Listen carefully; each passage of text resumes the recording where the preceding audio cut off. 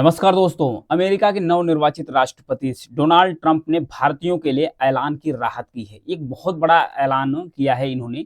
इन्होंने कहा कि जो H1B वीज़ा है, ये खत्म नहीं होगा, क्योंकि जो H1B वीज़ा है, इससे बहुत ज़्यादा जो सबसे ज़्यादा फ़ायदा उठाता है, ये भारत ही उठाता है। इन्होंने कहा कि अमेरिका को और ज़्यादा टैलेंट की आवश्यकता है। इस वीज़ा से न केवल इंजीनियर बल्कि और भी जो जॉब वाले हैं, उनको भी अमेरिका के अंदर से हायर किया जाएगा। तो इन्होंने ऐसा क्यों कहा?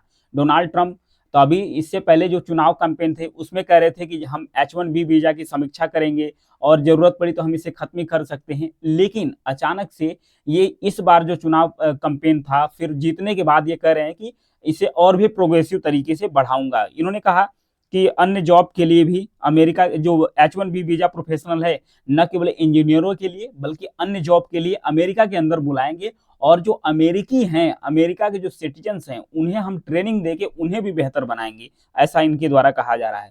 जब H1B वीज़ा पर जब बहस हो रहा था पक्ष-विपक्ष में, तो उन्होंने कहा कि पक्ष-विपक्ष में दोनों तरफ से सहमत हुआ। दोनों तरफ से सहमत होने के बाद मैं यह डिसीजन लिया कि मैं जो H1B वीज़ा है, इसे अमेरिका के अंदर खत्म नहीं करूँगा बल्कि बढ़ाऊँगा। 2024 में एक आंकड़ा आया था कि जो H1B वीज़ा है, H1B वीज़ा है, ये सबसे ज़्यादा जो मिला था, मतलब 2024 में 2,80,000 था। 2,80,000 H1B वीज़ा जारी किया गया था अमेरिका की तरफ से। उसमें जो 2 लाख हैं, यानी कि सबसे ज़्यादा जो H1B वीज़ा है, उसका फ़ायदा किसको मिला है? भारतीयों को मिला है, यानी इंडियंस। 2 लाख तो H1B वीज़ा का फ़ायदा भारतीय उठाए थे, बाकी 80,000 में चीन के नागरिक और अन्य जगह के लोग वहां पर पहुंचे थे, तो सबसे ज्यादा फायदा हुआ था। फिर मीटिंग यह भी हो रही है, अगले महीने में भारत के प्रधानमंत्री और जो डोनाल्ड ट्रंप है, इनकी मीटिंग होने वाली है। इससे दोनों पक्षों के जो डिप्लोमेट हैं, ये डील कर रहे हैं कि अगले महीने किस तरीके से भारत के प्रधानमंत्री और जो नवनिर्वाचित राष्ट्रपति हैं अमेरिका के डोनाल्ड ट्रंप, इनकी मीटिंग हो। क्योंकि 2019 में जब ये राष्ट्रपति थे अमेरिका के, तब भारत के प्रधानमंत्री पीएम मोदी थे, तो दोनों लोगों की मुलाकात हुई थी। वहां पर हाउडी मोदी जो प्रोग्राम था वो किया गया था अमेरिका के अंदर। तो दोनों डिप्लोमेट्स बैठक कर रहे हैं। अब आते हैं H1B वीज़ा के बारे में, जो इसकी स्पेशल कैटेगरी है H1B वीज़ा, और कितने प्रकार के अमेरिका के द्वारा कितने प्रकार के वीज़ा जारी किए जाते हैं, इसके बारे में भी समझेंगे। जो H1B वीज़ा है ना, ये नॉन इमिग्रेंट वीज़ा होता है। इसके तहत अमेरिका की जो कंपनी है, विशेष तकनीकी दक्षता वाले पदों पर विशेष पेशेवरों को नियुक्त करती है, अपॉइंट्स करती है। इस वीज़ा के जरिए टेक्नोलॉजी सेक्टर्स की जो कंपनियां हैं, हर साल भारत, चीन जैसे देशों से हजारों वर्कर्स को अपॉइंट करती है। जो H1B वीज़ा है, आमतौर पर उन लोगों के लिए जारी किया जाता है जो खास किसी पेशे से हैं, जैसे कि आईटी, इंफॉर्मेशन टेक्नोलॉजी हो गया, आर्किटेक्चर्स हो गया, हेल्थ प्रोफेशनल हो गया। ऐसे प्रोफेशनल जॉब ऑफर होता है, उन्हें ही वीज़ा मिल सकता है जो मतलब इन सेक्टर से हैं। यह पूरी तरीके से एम्प्लॉयर पर डिपेंड करता है। एम्प्लॉयर मतलब कि जो कंपनी का मालिक है, ये उस पर ही डिपेंड करता है कि वह जब चाहे, अगर ये किसी भी विदेशियों को ये वीज़ा देगा तो वो नौकरी करेंगे, जब ये वीज़ा नहीं देगा तो नौकरी खत्म, मतलब वो जॉब से निकाल देंगे तो उन्हें वीज़ा मिलेगा ही नहीं। जैसे जॉब से निकाल देंगे, उनका इसी मतलब वीज़ा उसी तुरंत ही खत्म हो जाएगा। यानी डिपेंड करता है कंपनी पर कि कंपनी जॉब देगी तो आपको ये वीज़ा मिलेगा, कंपनी जॉब ऑफर नहीं करेगी तो नहीं मिलेगा। जब आपको कंपनी अपने काम से निकाल देगी तो वैसे ही आपका वीज़ा खत्म हो जाएगा। तो और भी वीज़ा होते हैं, जैसे H1B वीज़ा तो हो गया। जो L1 वीज़ा है, यह उन विदेशियों को दिया जाता है जो अमेरिका के अंदर कंपनियों में ट्रांसफर होता है। जब अमेरिका के अंदर ही कंपनियों में जब ट्रांसफर होता है तो उसके लिए L1 वीज़ा दिया जाता है। ये विदेशी नागरिकों को दिया जाता है। जैसे कि मतलब कि वहाँ काम कर रहे हैं अमेरिका की कंपनी में काम कर रहे हैं, तो एक कंपनी से दूसरे कंपनी में जब इनका ट्रांसफर होता है तो उन्हें L1 वीज़ा दे दिया जाता है। वही अन्यथा ये H1B वीज़ा पर ही कंपनी में काम करते हैं। फिर होता है H4 वीज़ा। H4 वीज़ा क्या होता है? जैसे कि जो भी H1B वीज़ा धारक होता है, उसके साथ रहने वाले, मान लीजिए कि कोई भी महिला है तो उसके हस्बैंड को मिलता है H4 वीज़ा, या कोई मान लीजिए पुरुष है तो पुरुष की जो पत्नियां होती हैं उनकी पत्नियों को मिलता है H4 वीज़ा। तो H4 वीज़ा मतलब कि जो स्पाउस होते हैं उन्हें जारी किया जाता है। फिर बात आती है J1 वीज़ा। जो J1 वीज़ा होता है अमेरिका के अंदर, तो इससे ये किसको मिलता है? जैसे कोई सांस्कृतिक शिक्षा के क्षेत्र में जब एक्सचेंज प्रोग्राम होता है, उसके लिए जो इमिग्रेशन होते हैं, आते हैं अमेरिका के अंदर, तो उन्हें J1 वीज़ा दिया जाता है। फिर आता है H2 वीज़ा।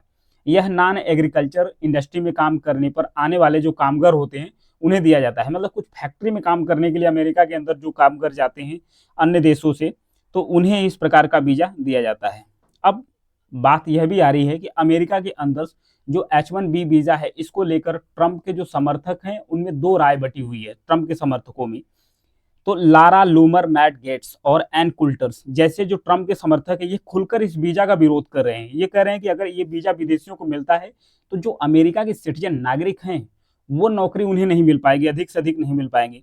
वहीं दूसरी तरफ विवेक रामास्वामी जैसे जो ट्रंप के समर्थक हैं वो कह रहे हैं कि अगर H1B वीजा जारी नहीं किया गया तो अमेरिका के अंदर जो टैलेंट है, टैलेंट नहीं आएगा। जब अमेरिका के अंदर टैलेंट नहीं आएगा तो अमेरिका आर्थिक रूप से संपन्न नहीं हो पाएगा। जब अमेरिका आर्थिक रूप से संपन्न ग्रो नहीं करेगा तो अमेरिका सुपर पावर नहीं रहेगा।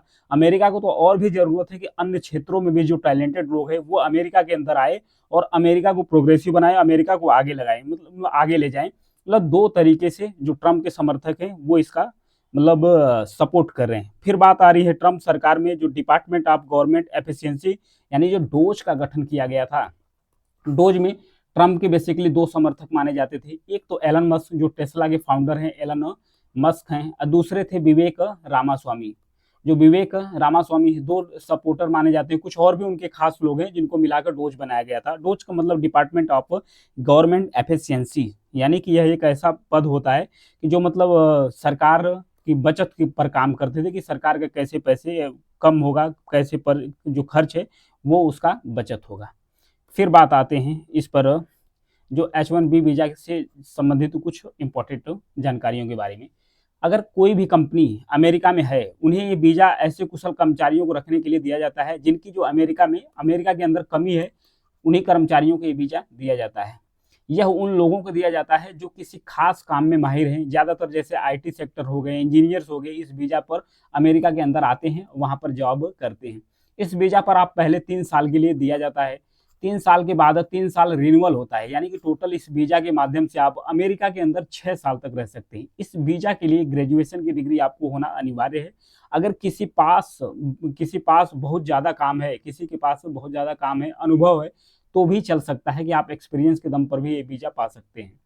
हर साल अमेरिका सरकार H1B वीजा देती है। सामान्य लोगों के लिए वीजा 65,000 और हाई एजुकेशनल वालों के लिए 20,000 अतिरिक्त वीजा जारी किया जाता है। मतलब सामान्य जो लोग हैं उन्हें 65,000 वीजा जारी किया जाता है और जो हाई एजुकेशनल प्रोफेशनल हैं उनके लिए 20,000 वीजा मतलब जारी किया जाता है। तो ये इस वीजा पर लोग अमेरिका के अंदर जाते हैं। जो कंपनी आपको H1B वीजा पर रखती है उसे आपको वही सैलरी देनी होती है जो किसी अमेरिका की देती है। मतलब कि अगर अमेरिका के अंदर कोई कंपनी है, अगर आपको H1B वीजा पर काम पर रखती है किसी भी पर्सन को, तो ये जो कंपनी है अगर जो अमेरिका का व्यक्ति है, पर्सन है, जो मतलब उसको देगी पैसा, वही पैसा आपको इस वीजा धारक को भी देना पड़ेगा। H1B वीजा वाले पत्नी या पति H4 वीजा के माध्यम से वहां पर अमेरिका में आ सकते हैं। अगर किसी H1B वीजा धारक को ग्रीन कार्ड मिलने वाला है तो उसका पार्टनर को भी काम की इजाज़त भी मिल सकती है। अगर कोई भी व्यक्ति जो H1B वीजा धारक है, अगर इसे एक और कार्ड मिलता है, अगर एक ग्रीन कार्ड मिल गया तो इसकी जो पत्नी है या पति है उसको भी काम पर अमेरिका में काम मिल सकता है आसानी से। हालांकि अब ट्रंप ने ऐलान कर दिया है कि जो H1B वीजा है वो खत्म नहीं होगा, बल्कि और भी हम इसे प्रोग्रेसिव बनाएंगे और भी अमेरिका के अंदर से जो टैलेंटेड लोग हैं उसे लाएंगे ताकि वो लोग आएँ और जो अमेरिका के लोग हैं उन्हें भी कुछ मतलब कि अपना स्किल सिखाए ताकि अमेरिका में भी और अधिक से अधिक टैलेंट आए। Thank you.